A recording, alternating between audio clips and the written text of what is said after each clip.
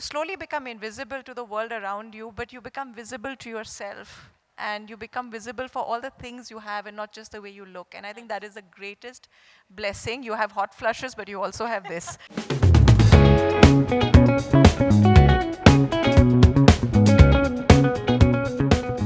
My first question, Twinkle. Why do you think a book is better than a man? Both men and books tell you the same story innumerable times, but at least you can tell the book to shut up and not hurt anyone's ego. You may not understand a man or a book, which is perfectly fine, but at least the book won't go complaining to everybody that she doesn't understand me.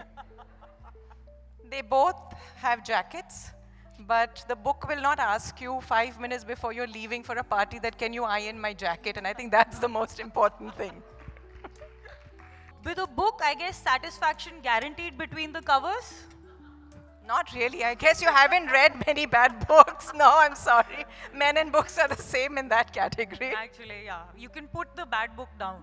Unlike a man, because they put you in jail for that.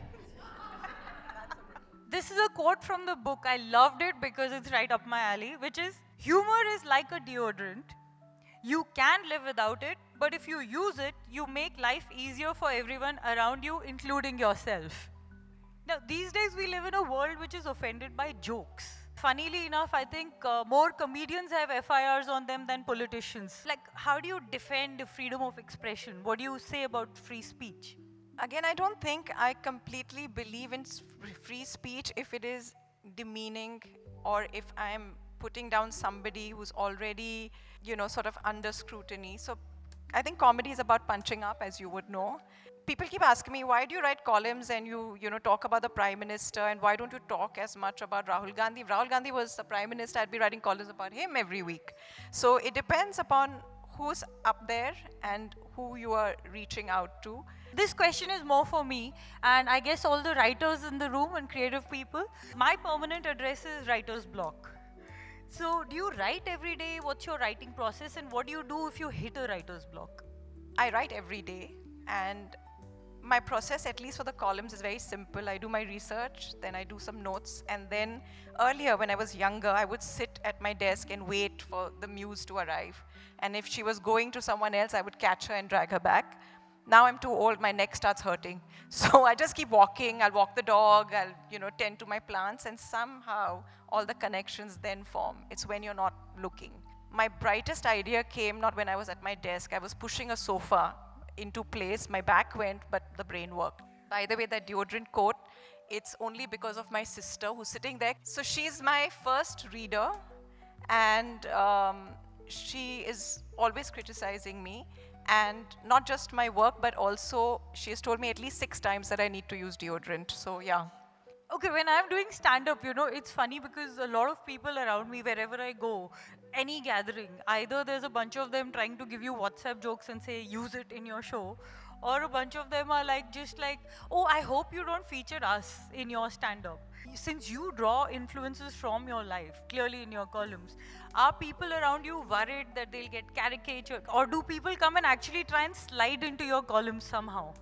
They do. And they also say, can you please not put this in the column? In fiction, though, when I write about them, it's so strange. Nobody really believes that they are as awful as they are, so they don't recognize themselves. And I can just write about everyone without any problems. You also speak about the trials and tribulations of motherhood in your book.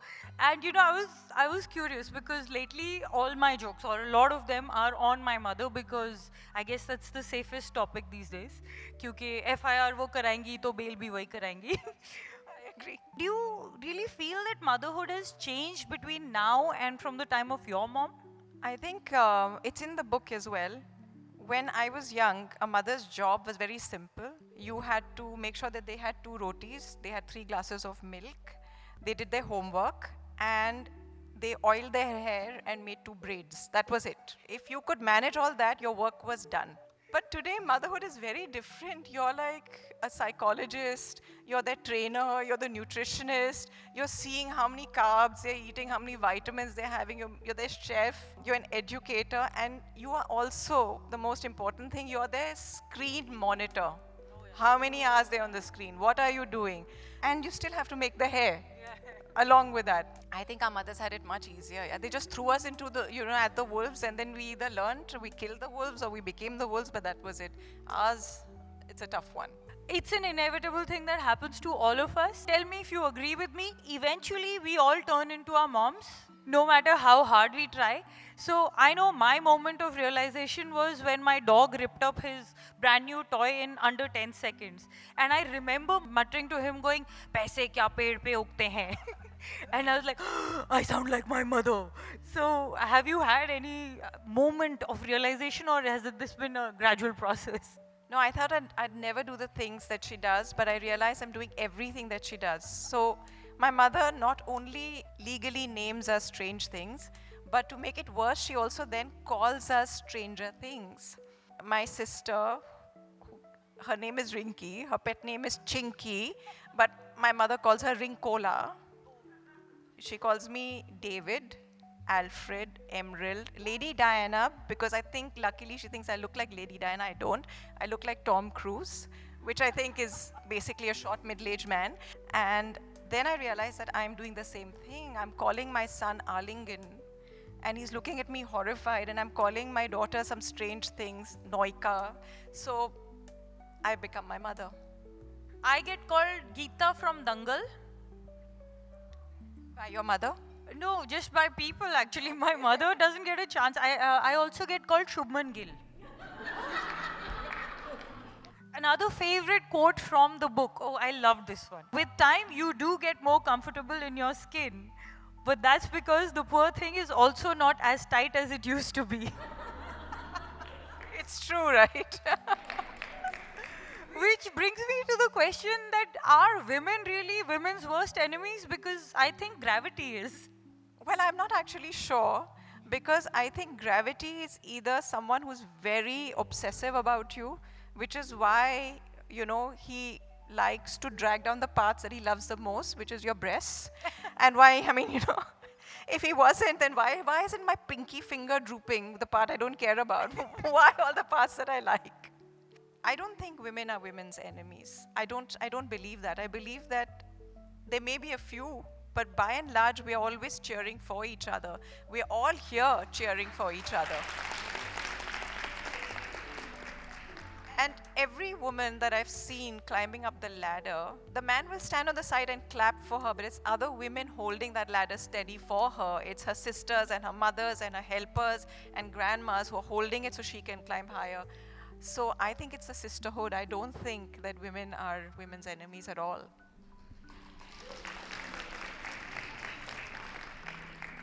You were talking about, adult friendships and girl friendships in the book. So I actually, because I was also thinking about it, what are some of the red flags of a female friend that would be deal breakers for you? And what are some of the green flags?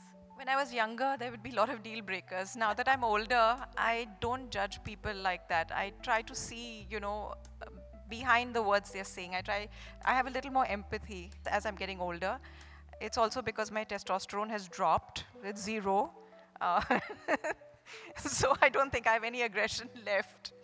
I think for me, as long as I know that they have my back, that they're on my side in whichever way, they're not perfect, I'm not perfect. As long as I know that you mean well for me and I've once accepted you as a friend, I'm one of those loyal people. I'm actually like one of your dogs. Once you tame me and I tame you, then we are there for life. I think those are green flags. The only red flag, and I tend to stay away from people like that, are people who, whenever you tell them that something nice has happened for you, they always somehow find a way to demean it. Since you did talk about appearances, this has been my pet peeve, because I really wish that we had the kind of confidence that men have while they look the way they do. Is it that we are obsessed with looks, or is it that society has made us care more about how we look? There are no ads for a fair and lovely groom, right? There are all these ads for fair and lovely brides. Right. It's our conditioning, and now I guess a part of our vanity is tied up in that. And we've made ourselves believe really silly things. I say that in the book as well. Like now I'm wearing heels, and then you'd see all these slogans saying heels are empowering. Right. And if they really were empowering, then I guess you would see Donald Trump and Mr. Modi wearing pretty peep toes and hugging each other, but you don't. So these are the truths that we've begun to believe. And luckily, men have never had to believe them. And their worth has never been in their looks. But as we get older, I think that is the beauty of aging. You slowly become invisible to the world around you, but you become visible to yourself. And you become visible for all the things you have and not just the way you look. And I think that is the greatest blessing. You have hot flushes, but you also have this. So, yes, I'm pleased to be in that position. That actually brings me to my last question, which is because you have unabashedly spoken about aging, and there is a lot of ageism, not just in India, I guess across the world. People make fun, hey auntie, hey uncle, and to me, auntie uncle is more an attitude than just the fact that you got to earth before somebody else. So I actually want to ask to you, what are some of the good things of aging, or what are the good things you feel the older you is better off with? I think to me the most wonderful thing is liberation. And I'm at a certain place in my life where, younger people don't notice me, so I'm fine. People my age are just trying to find a comfortable seat and take a painkiller. And everyone who always told me what to do is now dead. So, so I'm absolutely free to do as I please. And I think that is the best thing about aging. We worry so much about, things declining, and we don't realize that there is so much that is open to us. All these experiences that we've had in the past, we are all those people. And I think that the joy of being interested, invested in something without worrying. I think I spent so much of my youth worrying about, relationships and love and insecurities about the way I looked. And now I don't feel those things, and it's incredible. I guess I could say that I feel like a man. Ilan also has this method of needing to destroy himself, other people around him, wreck his life in order to get material for his work. Do you think that writers need to do this?